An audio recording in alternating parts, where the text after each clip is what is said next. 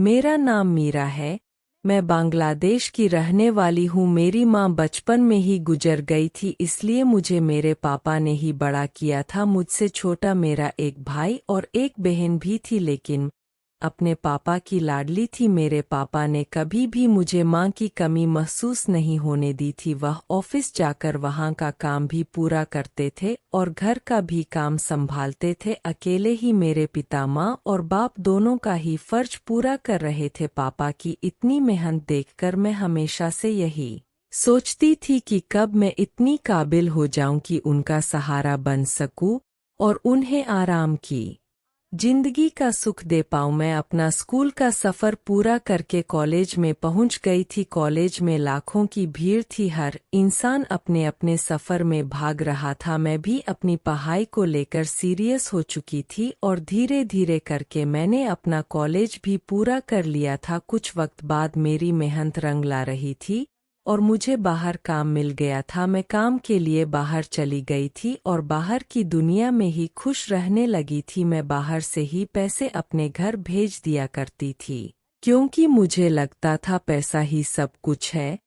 इसलिए मैं ढेर सारे पैसे अपने घर भेज देती थी। पर मेरे पिता को मेरे पैसे भी चाहिए थे। वह सिर्फ मुझे अपनी आंखों के सामने देखना चाहते थे, क्योंकि घर में काम करने वाला भी कोई नहीं था और मेरे भाई बहन भी अभी छोटे छोटे थे। वह अभी स्कूल ही जाते थे। यह सारी बातें मेरे दिमाग में कभी नहीं आती थी और मेरे पिता भी मुझसे कुछ कहते नहीं थे, क्योंकि वह चाहते थे कि मैं बस खुश रहूं। उन्होंने मुझे बाहर जाने से कभी नहीं रोका और नहीं कभी कोई सवाल जवाब किया। अब मैं अपने काम में ध्यान लगाने लगी थी और अपने घर भी ज्यादा आज जा नहीं पाती थी। धीरे धीरे करके बातें करना भी मैंने कम कर दी थी और ऐसे ही काफी वक्त चलता रहा। कुछ समय बाद मेरे पिता की मृत्यु हो गई थी। मैं फौरन भागकर घर आ गई थी। मेरे भाई बहन भी काफी सदमे में थे, क्योंकि उनके लिए पिता ही सब कुछ थे। मैंने जैसे तैसे अपने भाई बहन को संभाल लिया था।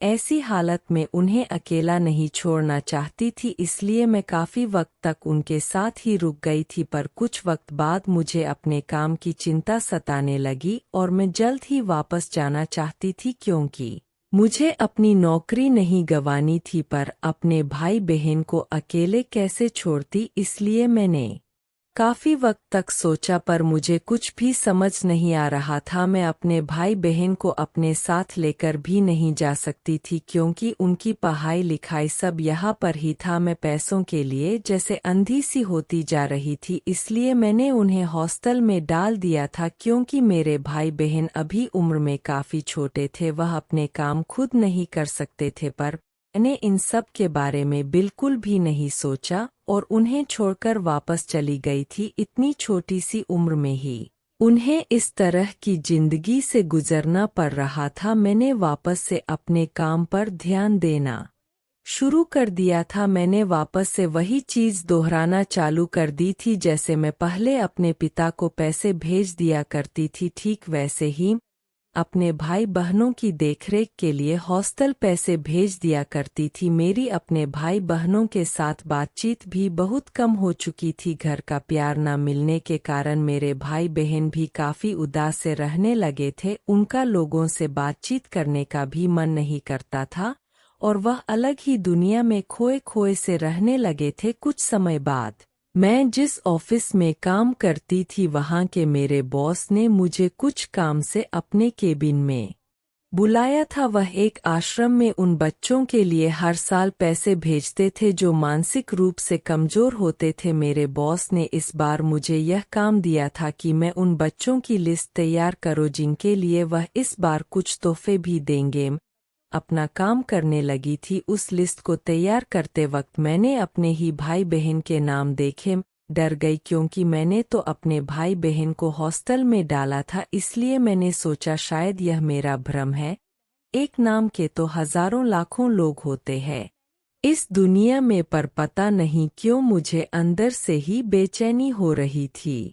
मैं उस लिस्ट को लेकर अपने बॉस के पास गई और उनसे इन दोनों बच्चों के बारे में पूछने लगी। मेरे पूछने पर उन्होंने बताया कि यह दोनों मानसिक रूप से बीमार है और बातों बातों में उन्होंने मुझे बताया कि इन दोनों बच्चों की कोई बड़ी बहन भी है, पर उसका कोई अता पता नहीं है।